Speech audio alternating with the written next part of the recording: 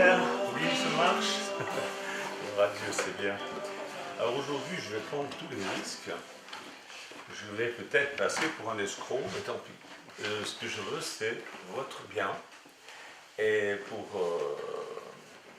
vous apporter le conseil que je vais vous apporter aujourd'hui, eh bien, c'est évident qu'il faut que je me mouille parce que vous allez peut-être m'associer à des escrocs, à des ramasseurs d'argent, à des gens pas très nets. Écoutez, que Dieu dirige votre cœur afin que vous compreniez que ce que je veux, moi, c'est votre bien. Et c'est le bien de l'œuvre de Dieu. Voilà. Donc, j'ai dit ça. On va commencer. Je voudrais dire d'abord merci à Stéphane qui a mis, vous avez peut-être pu voir, dans Révélation Bible, tout en haut sur la première page à droite, il y a deux petits logos, c'est Facebook et YouTube. Maintenant, si vous voulez aller voir les vidéos que nous produisons, vous cliquez sur YouTube et vous avez toutes les vidéos que nous produisons. Et puis, vous pouvez cliquer sur Facebook. Si vous cliquez sur Facebook et que vous vous abonnez, c'est-à-dire que vous dites j'aime Facebook, tout ça, eh bien, vous allez pouvoir suivre ce que nous mettons sur Facebook Révélation Bible, qui est quelque chose de supplémentaire. Et puis, non seulement ça, mais vos amis le verront. C'est-à-dire, vous avez tous des amis qui sont inconvertis. Eh bien, vous savez comment ça marche avec Facebook. Les amis voient, n'est-ce pas, ce qu'on a sur notre mur. Donc, ça vous donnera la possibilité de faire de l'évangélisation. Et donc, n'hésitez pas d'aller sur ce petit logo qui est en haut à droite sur l'écran de Révélation Bible. Vous cliquez là-dessus, vous tombez sur notre page et puis vous mettez j'aime. À partir de là, eh bien, ça apparaîtra sur votre mur, mais ça apparaîtra aussi donc, devant tous vos amis et ça sera de l'évangélisation. Nous devons évangéliser. Les gens sont dans la confusion, les gens sont dans toutes sortes de... Je reçois des lettres, mais c'est quelque chose d'infernal, les choses... C'est la confusion dans laquelle sont les gens. Ils ont besoin d'entendre la vérité et si vous croyez que je suis un véritable serviteur de Dieu, eh bien faites-le, participez avec notre ministère en faisant cela avec Facebook. C'est une très très bonne idée. On a à peu près pour chaque prédication un peu plus de 4500 et ça va jusqu'à 12 000 personnes qui viennent regarder. C'est quand même pas rien. Donc je pense que ça va encore augmenter. Il y a des centaines de personnes qui commentent, qui envoient des demandes de prière et je réponds à tout le monde. Je vous dis, le soir, au lit encore, je réponds. Hier soir, il y a quelqu'un qui me disait, mais faites-moi une synthèse. Mais, attendez, franchement, je lui donnais il voulait s'approcher de Dieu. Alors je lui communique le livre, Comment naître de nouveau d'Osborne. Il ne voulait pas lire tout le livre, il voulait une synthèse. Bon, moi je veux bien faire une synthèse, mais ça va me prendre 1 heure. Ce livre est excellent. Faites-moi confiance quand je vous dis lisez ce livre. Si je vous le vendais encore, je comprends, mais je ne vous vends rien. Je ne vous le vends pas, je vous l'offre. Alors, prenez ce que je vous donne et réjouissez-vous. Il y a beaucoup trop de confusion et de choses bizarres dans le cœur des gens. Il faut absolument qu'on partage autour de nous la vérité simple de l'évangile, dépouillée de toutes les scories religieuses que les gens ont pu ajouter au cours des siècles. Amen. Bon, ce matin, on va faire une lecture, on va commencer. Alors, dans le psaume 31, verset 20, c'est David qui parle et qui dit « Ô combien ta bonté est grande, tu la tiens en réserve pour ceux qui te craignent, qui t'aiment, et tu la témoignes à ceux qui cherchent refuge en toi face aux hommes. Tu les caches dans l'abri de ta présence contre ceux qui les persécutent et tu les protèges dans ta tente contre la langue des hostiles. » Voilà, maintenant quand il est écrit « Tu tiens en réserve tes bontés pour ceux qui te craignent », c'est craindre dans le sens comme un enfant peut craindre son père. On craint, c'est pas, on a peur de notre père, mais on respecte notre père, on sait que c'est lui qui a l'autorité, on sait que... Et puis que, voilà, on n'a pas besoin d'avoir la trouille de Dieu, c'est pas ça. Hein. J'explique parce que, bon, il y en a encore qui ont de la peine des fois à comprendre, ne serait-ce que ces choses-là. Alors, depuis que Révélation Bible et sur Facebook, les questions pleuvent de partout. Alors, faites ce que je vous dis, je réponds. Dans l'heure à peu près, dans l'heure, je réponds, dans la mesure du possible. Ce matin, je voudrais vous parler de deux faits absolument primordiaux, essentiels, je devrais dire. Quelque chose qui est très important parce que ça concerne absolument tout le monde. Votre Père Céleste, notre Créateur, a créé toutes les richesses de la terre et de l'univers, et tout ce qu'il a créé lui appartient, il en fait ce qu'il veut. Il faut que ça soit clair pour vous. Il a le pouvoir de placer dans vos mains tout ce qui lui appartient. Seulement, évidemment, il y a toujours des lois. Comme par exemple, il y a la loi de la pesanteur, il y a des forces centrifuges, il y a des choses. On ne peut pas aller contre ces lois, sinon ça ne marche pas. Et Dieu, pour que tout soit bien en ordre, a créé des lois en ce qui concerne toute cette abondance qui nous entoure. Là, moi, je tourne les yeux partout, je vois, c'est abondant. Et il veut mettre dans vos mains tout ce qui est à lui, tout ce qu'il possède, et il le fera pour le bien de son œuvre. C'est ça que vous devez réaliser. Il le fera pour le bien de son œuvre à lui, pas pour satisfaire votre goût de luxe, pas pour satisfaire votre désir de gloire, de posséder les plus belles choses, d'avoir les plus belles voitures, pas pour votre plaisir de pouvoir dominer sur les autres avec votre argent, etc. Non, c'est pas pour ça. Il va vous donner pour que sa gloire puisse éclater, pour que vous puissiez vous servir de toutes les choses qu'il va vous donner afin de faire connaître son nom. Alors évidemment, quand on est au service de Dieu, la Bible nous dit qu'on est un peu comme un bœuf qui tourne autour de la meule. Vous savez, autrefois, on accrochait une barre sur le bœuf et puis tournait autour de la meule et la meule écrasait le grain.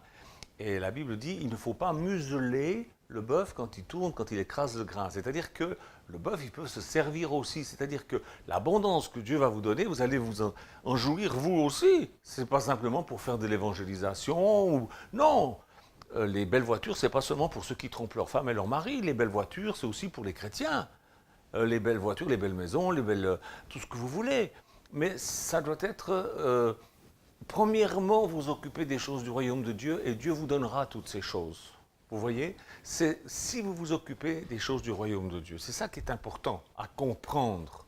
C'est ça la loi. C'est si vous cherchez ça, le royaume de Dieu, l'extension du royaume de Dieu, alors, eh bien, il vous donnera tout pour que vous puissiez participer à l'extension du royaume de Dieu, faire connaître Jésus-Christ, son message, son amour, sa puissance. Et puis vous, eh bien, vous mangerez le grain aussi, vous en profiterez aussi. Il ne va pas vous mettre... Dieu ne veut pas que vous soyez dans la pauvreté. Il a créé tout et vous avez le droit de revendiquer tout ce qu'il a promis. Parce qu'il a promis. Il vous donnera tout en abondance tant que vous agirez en accord avec sa volonté. Et ce qu'il veut en numéro 1, c'est que l'évangile soit apporté jusqu'aux extrémités du monde. C'est ça. Alors vous allez me dire, mais moi je ne peux pas aller jusqu'au bout du monde. Ok, c'est possible. Mais vous pouvez soutenir financièrement quelqu'un qui y va. Et si vous le faites, c'est comme si vous y alliez. Parce que vous avez mis une part de votre vie dedans. Quand on dit je vais gagner ma vie, c'est pas la vie qu'on gagne, c'est de l'argent. D'accord? Donc si vous donnez de l'argent, c'est de votre vie que vous donnez. 8 heures au travail, et si vous donnez ces 8 heures à un serviteur de Dieu qui prêche, pour qu'il puisse aller prêcher en Afrique ou que sais-je, eh bien c'est comme si vous y alliez, c'est comme si vous consacriez 8 heures de votre vie en donnant de votre argent. Alors c'est clair. Vous voyez que je peux passer pour un escroc en prêchant comme ça? Vous comprenez? Mais je prends le risque. Je prends le risque. Moi, je sais devant mon Dieu qui je suis. Maintenant, si vous ne me croyez pas honnête, bon, ça vous regarde, hein, faites comme vous voulez. Moi, en tout cas, je sais qui je suis et ceux qui me connaissent, ils savent aussi. Donc, ça va. Il a créé toutes choses et vous avez le droit de revendiquer toutes ces choses si c'est dans le but de servir Dieu premièrement. Et si c'est ça votre but, alors il vous donnera toutes choses par-dessus. Alors, c'est clair que beaucoup de personnes mal intentionnées possèdent des richesses énormes. Mais permettez-moi de vous rappeler ce proverbe, bien mal acquis ne profite jamais. Moi, je connais des gens très riches, ben, ils ne sont pas heureux. Hein. Ce n'est pas parce qu'ils sont riches qu'ils ne sont pas heureux, mais c'est parce qu'ils ils se confient dans leur richesse. Et c'est pas ça, nous confions en Dieu. Alors bien sûr, si on a de la richesse en plus, c'est plus facile la vie, c'est vrai. Mais l'argent ne fait pas le bonheur, il y contribue, mais il ne fait pas le bonheur, c'est pas vrai. L'argent n'est ni bon ni mauvais, ça dépend ce qu'on en fait. Ça dépend de votre cœur. Voilà. Donc, les richesses ne sont pas le signe qu'une personne est bénie de Dieu. Mais la pauvreté n'est pas une bénédiction de Dieu non plus, c'est une malédiction. C'est une horreur, la pauvreté. Et une vie médiocre, avec des choses médiocres, mais c'est minable, c'est pas une bonne chose non plus. Là encore, il nous faut l'équilibre. Alors, la deuxième chose essentielle, primordiale, que je vais vous dire ce matin, à comprendre, c'est que votre Père Céleste veut que vous ayez part à la prospérité financière pour sa gloire, pour que ça soit cette richesse financière utilisée dans son œuvre. Hey, comment voulez-vous que j'aille en Afrique pour monter des châteaux d'eau s'il n'y a pas d'argent? Ils ont besoin d'eau, ils ont besoin de puits, ils ont besoin de forage. Comment voulez-vous qu'on fasse ça sans argent? Eux, ils n'en ont pas. Comment on fait? Eh bien, nous, on peut donner, si par exemple, si chacun de vous donne 10 euros c'est faisable, vous avez vu dans Révélation Bible, tout en haut, c'est écrit faites un don. Si chacun de vous qui écoutez, vous faites un don de 10 euros, mais des châteaux d'eau, on va pouvoir en donner des flopées.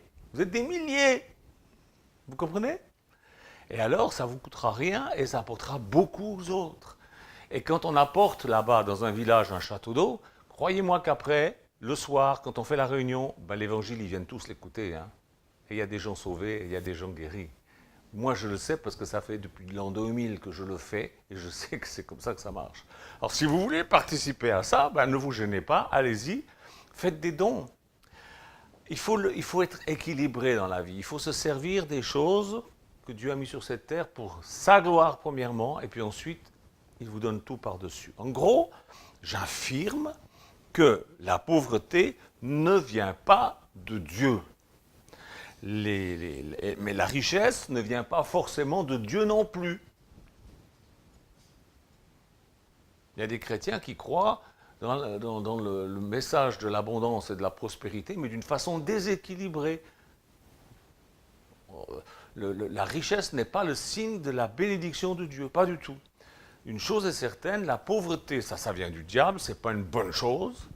Tout comme tout ce qui est mauvais, ça ne vient pas de Dieu, comme par exemple la maladie, ça ne vient pas de Dieu, l'oppression, ça ne vient pas de Dieu, tout ce qui nous entrave, ça ne vient pas de Dieu, tout ce qui limite votre bonheur personnel, ça ne vient pas de Dieu, et tout ce qui limite vos actions pour servir Dieu ou pour servir les gens, ça ne vient pas de Dieu. Ces deux choses que je viens de vous dire vont avoir une influence sur votre attitude au sujet de votre rapport avec l'argent. Écoutez bien ce que je vous dis, essayez d'aller jusqu'au bout, s'il vous plaît. Dieu connaît votre stature. Il y a Nicolas, il fait toujours rire. Vous savez, Nicolas, c'est mon interprète. Alors, il fait rigoler les enfants parce qu'il leur dit, voilà, chez les gens, il y en a des petits, il y en a des grands, il y en a des gros, il y en a des maigres, puis il mime tout ça et ça fait hurler de rire les gamins. Hein. C'est très amusant. Dieu connaît votre stature, il connaît tout. Matthieu 6, 27, il connaît votre stature, il connaît le nombre de vos cheveux. Tout ça, c'est dans Luc 7, 6. Vous me dire, ça me fait une belle jambe qu'il connaît le nombre de... Mais ce n'est pas pour vous dire qu'il connaît le nombre de vos cheveux que Dieu dit qu'il connaît le nombre de vos cheveux. Ça veut dire qu'il connaît tout de vous. Et qu'il sait ce dont vous avez besoin. Il se soucie de tous vos besoins. On trouve ça dans Psaume 31, 20. Et il connaît vos besoins, puisqu'il connaît même le nombre de vos cheveux. Il connaît tout de vous. Et ça, ce n'est pas une perte de temps pour lui. Pour lui, c'est facile de connaître tout. Il est écrit qu'il nourrit les oiseaux et qu'il habille les lys des champs. Et puis il ajoute, vous ne valez pas mieux que les oiseaux et les lys des champs? Je ne sais pas, il y en a certains, on se demande. Notamment. Non, l'être humain, c'est quelque chose de magnifique. Vous valez plus qu'un oiseau, les lys des champs. Et c'est normal que Dieu, puisque Dieu prend soin d'eux, il prend soin de vous aussi, mais il y a des règles. On va lire Jean 10, 10. Jean, l'évangile de Jean, verset 10, 10. Alors, voilà ce qui est dit. Le voleur, le diable, ne vient que pour voler, égorger et détruire. Moi, je suis venu afin que les brebis aient la vie et qu'elles l'aient en abondance. Je suis le bon berger. Vous voyez? La vie en abondance, c'est pas que l'argent en abondance, c'est la vie, c'est tout ce qui concerne notre vie. Et il faut bien l'avouer quand même que avec l'argent, on peut se payer pas mal de choses dans la vie, non? Si vous n'avez pas 10 balles, vous ne pouvez pas donner des 10 balles à un pauvre, et puis après vous vous sentez mal, dites je n'ai pas pu l'aider, comment il va dormir où, comment il va faire, à moins que vous vous en fichiez complètement, ça c'est possible aussi. Il faut bien le dire, tout ce qui contribue à notre vie terrestre n'est pas toujours accessible sans argent. Il y a des choses qu'on peut avoir sans argent, l'amour, l'amitié, toutes ces choses-là, mais autrement, écoutez, même le petit micro que j'ai là, il a fallu le payer. Tout. Le plan de Dieu, c'est quoi? C'est quoi? C'est que vous soyez sauvés, c'est que vous soyez bénis, que vous soyez heureux, que vous soyez saints, prospères, sages, couronnés de succès dans vos entreprises. C'est ça le plan de Dieu pour ses enfants. Alors écoutez-moi bien, si c'était péché que de jouir des biens matériels, Dieu ne les aurait pas créés. C'est pas plus compliqué que ça. Dieu ne les aurait pas créés. Et puis en plus, il ne vous les promettrait pas. Si c'était péché d'avoir des biens matériels. Le monde d'abondance qui nous entoure prouve amplement que notre Père Céleste veut que nous vivions dans cette abondance qu'il a créée et que nous en jouissions. Nous, ses enfants. Dieu a créé suffisamment pour que tout le monde ait tout ce qu'il lui faut et ce qu'il désire. Mais, comme on l'a vu dans Jean 10, 10, le diable, l'ennemi, vient et il vous vole. Il tue, il égorge, il écourte votre vie. Et il utilise certaines personnes pour le faire. Alors je ne vous fais pas de dessin, vous connaissez, vous regardez les infos. Vous savez qui c'est qui vous vole, non? Vous ne savez pas? Vous n'avez pas compris encore. Ok, on a compris, on voit comment le monde tourne, n'est-ce pas? Mais Jésus dit, vous êtes dans ce monde, mais vous n'êtes pas du monde. Nous, les disciples de Jésus-Christ, nous sommes comme Jésus d'un autre monde. Est-ce que ça veut dire qu'on est d'une autre planète et puis que tant qu'on est ici, il faut qu'on souffre, mais bientôt on va aller sur une autre planète, dans un autre monde? Non, c'est pas ça que ça veut dire. Ça veut dire que nous sommes ici-bas dans ce monde, mais que nous ne faisons pas partie de ce système. Nous faisons partie du système du royaume de Dieu, un territoire qui lui appartient et dont nous sommes les sujets. Nous faisons partie du royaume de Dieu et en tant que citoyens du royaume de Dieu, nous avons droit aux biens qui appartiennent à Dieu, le créateur de tous ces biens. Si un voleur vous vole, Dieu va se charger de lui et vous rendre ce qui est à vous. C'est ce qu'on a lu tout au début dans le psaume. Parce que Dieu est notre Père. Est-ce que vous pouvez imaginer un père qui ne souhaite pas la prospérité de ses enfants? Bon, ça tombe peut-être mal dans l'actualité ce que je dis là, parce que c'est vrai que... Bon, il y a des gens déréglés, il y a des situations bizarres, il y a des familles bizarres, c'est vrai. Mais Dieu, lui, c'est pas un bizarre, c'est un père aimant, affectueux, juste, normal. Dieu n'est pas un démon. Démon, je ne dis pas démon. Dieu est un père affectueux. Un jour, Jésus a dit, méchants comme vous êtes, vous savez donner de bonnes choses à vos enfants, à combien plus forte raison votre Père, qui est dans les cieux, donnera-t-il de bonnes choses à ceux qui le lui demandent? Matthieu 7, 11, pour ceux qui veulent la référence. Alors, demandez et vous recevrez. Faites connaître vos besoins à Dieu. Le problème, c'est qu'il y a la tradition religieuse qui insinue que Dieu veut que son peuple soit dans la misère, dans la médiocrité, sans initiative, continuellement vaincu, écrasé, affligé. D'après pas mal de religions, c'est ça. Hein. Il faudrait, soi-disant, vivre dans la pénurie et dans le besoin et tout ça, afin de rester humble et pieux. Mais je ne sais pas, c'est une malade mentale qui a inventé ce truc-là. C'est complètement un blasphème. C'est une atteinte à la réputation de Dieu de croire des choses pareilles.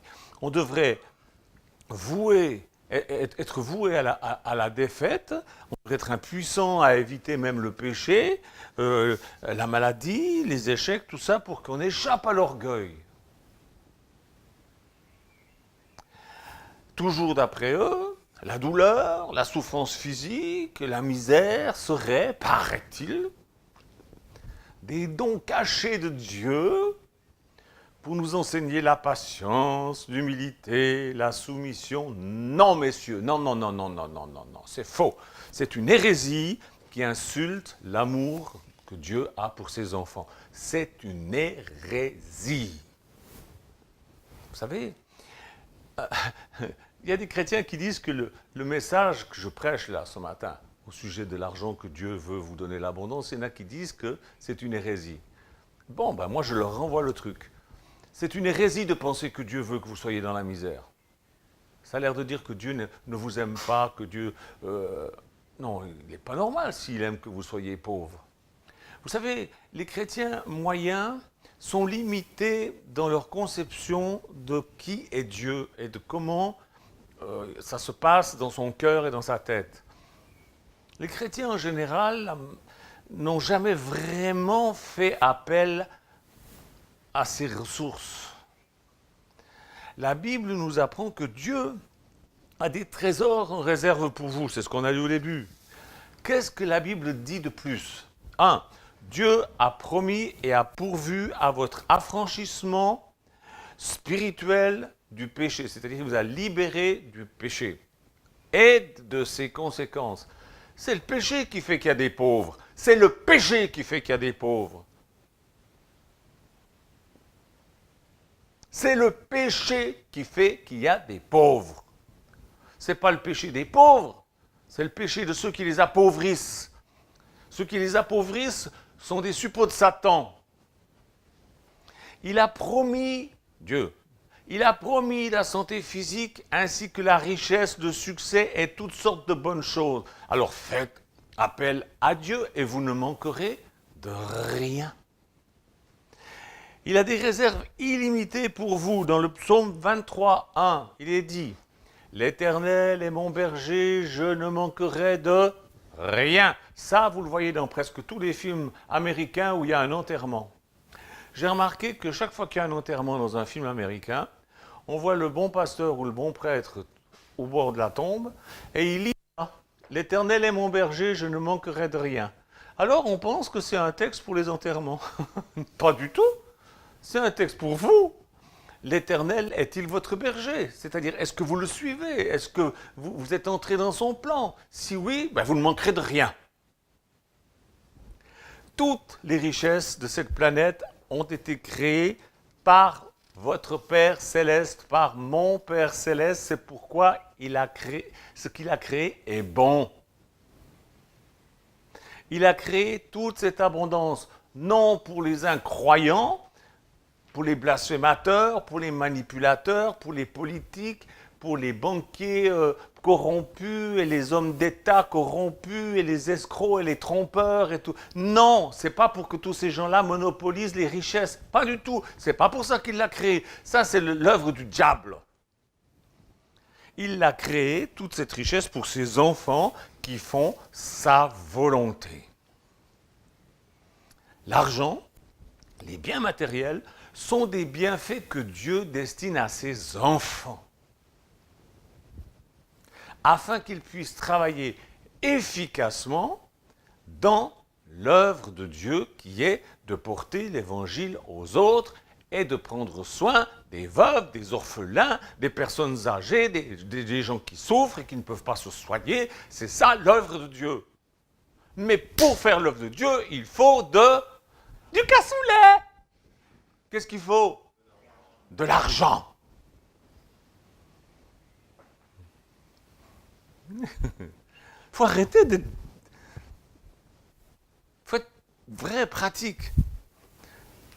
Dieu veut vous bénir. C'est quoi bénir? Écoutez-moi bien. La bénédiction que Dieu s'engage à octroyer à celui qui obéit à sa voix est qu'il te comblera de bien. On va le lire. Parce que peut-être vous doutez. Deutéronome, prenez vos Bibles. Deutéronome 28, 1. On lit. Écoutez-moi. C'est Dieu qui parle. Si tu obéis à l'Éternel ton Dieu en respectant et en mettant en pratique tous ces commandements que je te prescris aujourd'hui, l'Éternel ton Dieu te donnera la supériorité sur toutes les nations de la terre. Voici toutes les bénédictions qui se déverseront sur toi et qui seront ton lot lorsque tu obéiras à l'Éternel ton Dieu. Tu seras béni dans la ville et dans les champs. Tes enfants, le produit de ton sol, les portées de tes troupeaux, de ton gros et de ton petit bétail, tout cela sera béni. Ta corbeille et ta huche seront bénies, ça veut dire que ça sera plein. Tu seras béni à ton arrivée, tu seras béni à ton départ. L'Éternel te donnera la victoire sur les ennemis qui se dresseront contre toi. Ils sortiront contre toi par un seul chemin, et c'est par cet chemin qu'ils fuiront devant toi.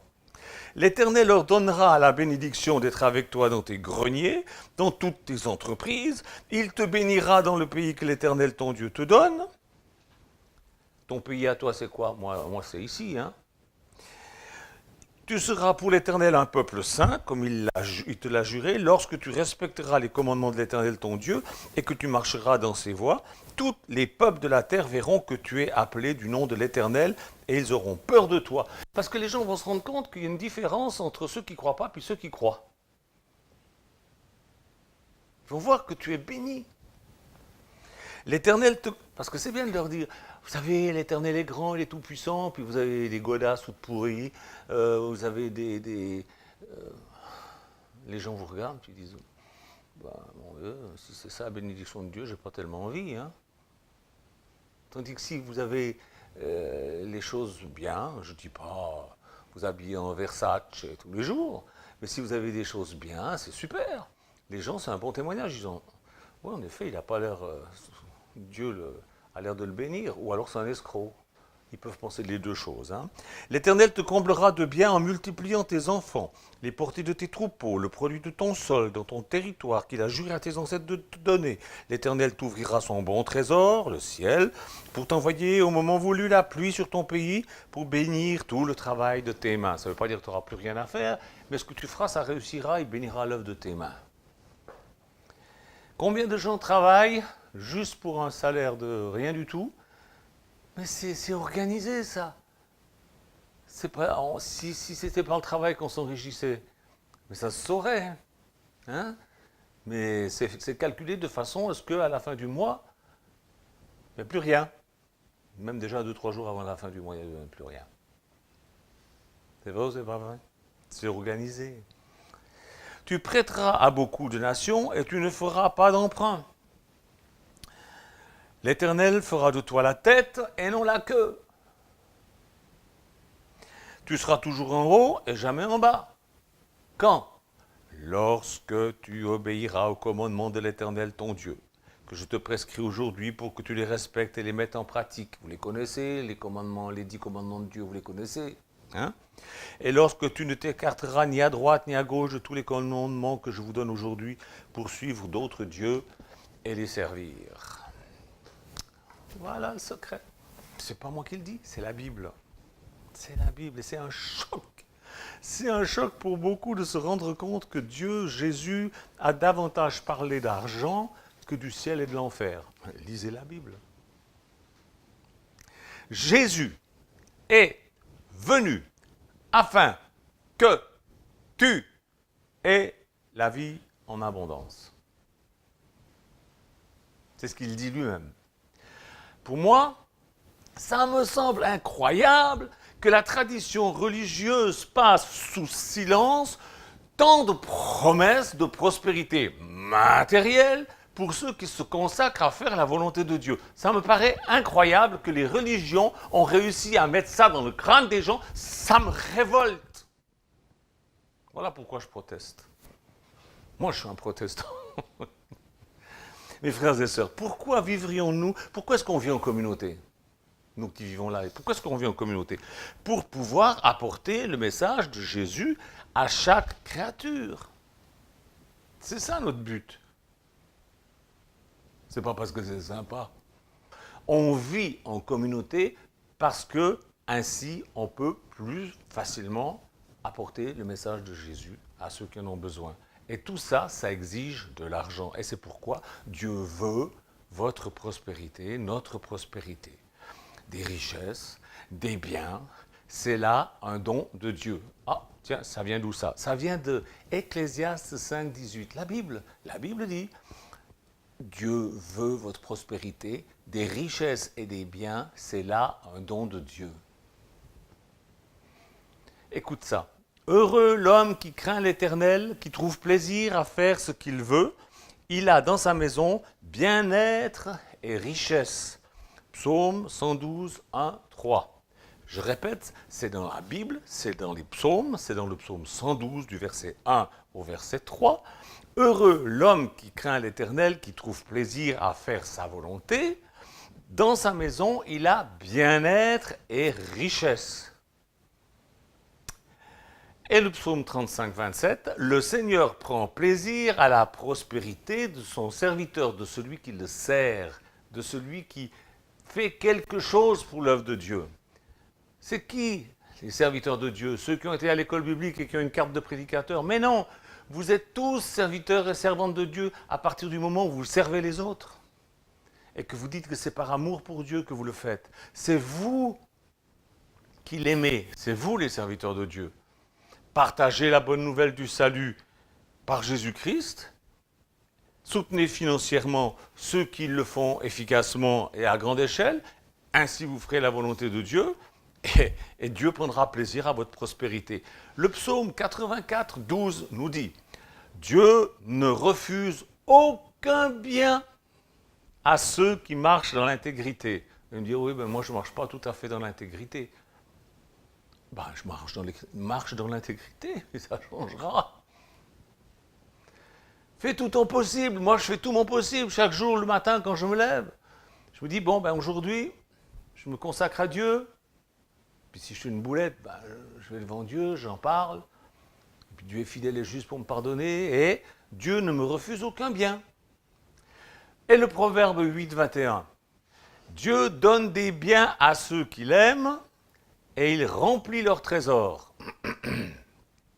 Il donne des biens à ceux, pas à ceux qu'il aime, à ceux qui l'aiment. C'est différent. Si tu l'aimes, eh bien, il va remplir tes trésors et il va te donner des biens. Et Josué 1,7, et Deutéronome 29, 9, etc., etc.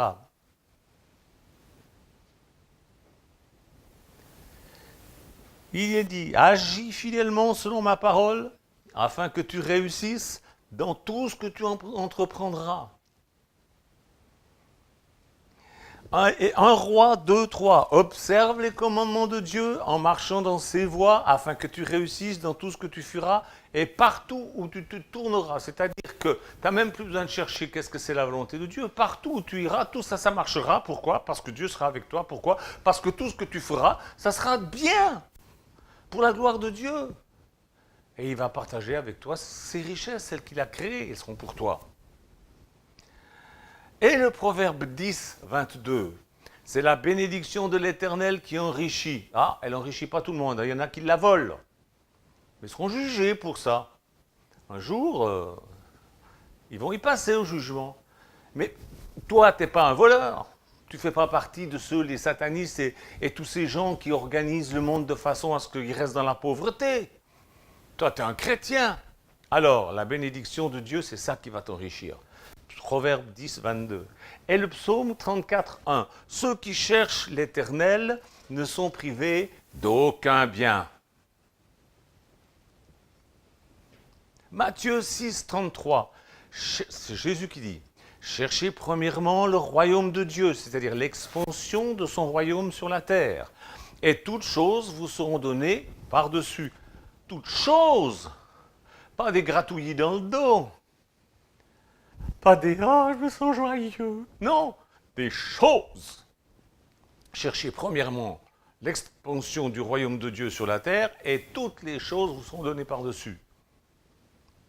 Et de Deutéronome 28, 11, 12. L'Éternel t'ouvrira son bon trésor pour bénir le travail de tes mains. Oh, mes frères et sœurs, il y a encore tellement d'autres textes qui parlent de ça, mais si vous ne croyez déjà pas ce que je viens de vous dire, vous ne croirez pas les autres, donc je vais m'arrêter.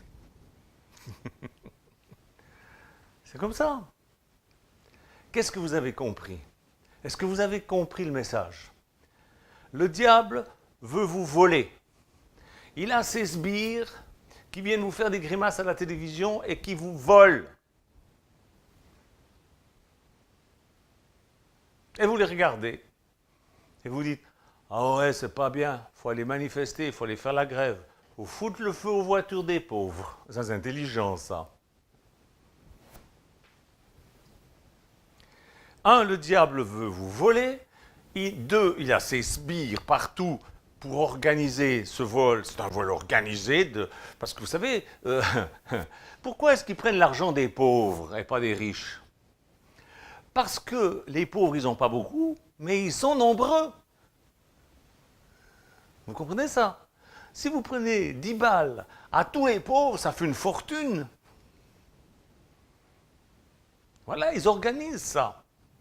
Puis nous, on est là, on est bien obligés, si on ne le fait pas, on vient nous mettre les notes, et puis... Vous voyez ce que je veux dire? C'est organisé, c'est le monde. Mais nous, on fait partie d'un autre monde.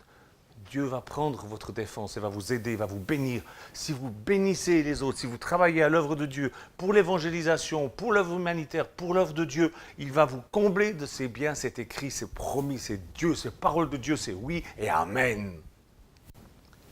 L'autre chose, c'est que si le diable veut vous voler, Dieu, lui, veut vous donner l'abondance si vous vous occupez de ses affaires, c'est-à-dire de son royaume. Et voilà. Qu'est-ce que vous allez faire? Rester dans le troupeau bêlant de ceux qui pleurnichent parce que l'État les spolie? On vous spolie. Oui, oui. Ou est-ce que vous voulez rentrer de plein pied dans le royaume de Dieu où vous attend l'abondance dont vous avez besoin pour bénir votre famille, bénir vos voisins, bénir votre église, bénir les gens de partout? Qu'est-ce que vous allez faire? Allez-vous vous joindre à nous pour atteindre ceux qui sont perdus, ceux qui sont pauvres? Je projette de partir en Afrique là au mois de septembre-octobre. Il n'y a plus que 45 € sur le compte, parce qu'on a déjà tout donné. Il n'y a plus que 45 € sur le compte. Alors, comment je vais faire pour aller en Afrique? Bon, ben, je vais prendre sur ma retraite, je vais y aller. Mais de toute façon, avec ou sans vous, je vais y aller. Mais ça serait tellement mieux si vous pouviez être bénis avec moi, en faisant l'œuvre de Dieu. Dieu vous donnera tout par-dessus selon sa promesse. Ou est-ce que vous allez douter de Dieu, douter de notre mission, douter de mon honnêteté? Qu'est-ce que vous allez faire? Vous pouvez bénéficier des biens que Dieu a mis sur la terre. Ça, c'est une merveille, je vous l'ai expliqué. En travaillant, vous allez pas vous enrichir. Je ne vais pas répéter encore 10 fois la même chose. Dieu a d'autres moyens pour pourvoir à vos besoins, mais vraiment, vous les ignorez, vous comprenez? Vous ne savez pas tant que vous n'avez pas expérimenté la chose. Cherchez, regardez autour de vous et regardez la Bible. En Suisse, on dit, la plupart des gens tire le diable par la queue. C'est une expression pour dire on n'arrive pas à finir le mois. Je ne sais pas si on dit ça en France. On dit ça en France, il tire le diable par la queue. Dieu vous dit, tu seras la tête et non la queue. Tu seras toujours en haut, tu ne seras pas en bas. Alors je ne vous dis pas de ne pas travailler, bien sûr qu'il faut travailler, c'est bien. Dieu bénira l'œuvre de tes mains, ton travail, te fera monter en promotion, enfin je ne sais pas, il arrivera quelque chose qui fera que tu gagneras davantage, que tu auras plus. Il faut s'occuper premièrement de l'extension du royaume de Dieu sur la terre. Aidez-nous en cela, devenez nos partenaires en cela. En première page donc, de Révélation Bible, vous avez un petit truc, faites un don, c'est sécurisé. Il y a des gens qui sont abonnés, il y en a, ils mettent 10 euros, ça leur fait un prélèvement de 10 euros par mois, ils ne s'en occupent plus. Il y en a qui mettent 30 euros, il y en a qui mettent plus. Mais faites quelque chose, sinon arrêtez de vous plaindre. Et arrêtez de dire que c'est la faute au gouvernement ou à ceci ou à cela, ou encore pire, enfin bon, je rate. Je vous dis ces choses au risque de passer pour un ramasseur d'argent. Je prends ce risque. Je prends le risque de passer pour un escroc. Tant pis. Mais moi, je sais qu'en vérité, ce que je vous dis là, c'est pour votre bien. C'est pour que vous soyez à l'aise, que vous soyez bien.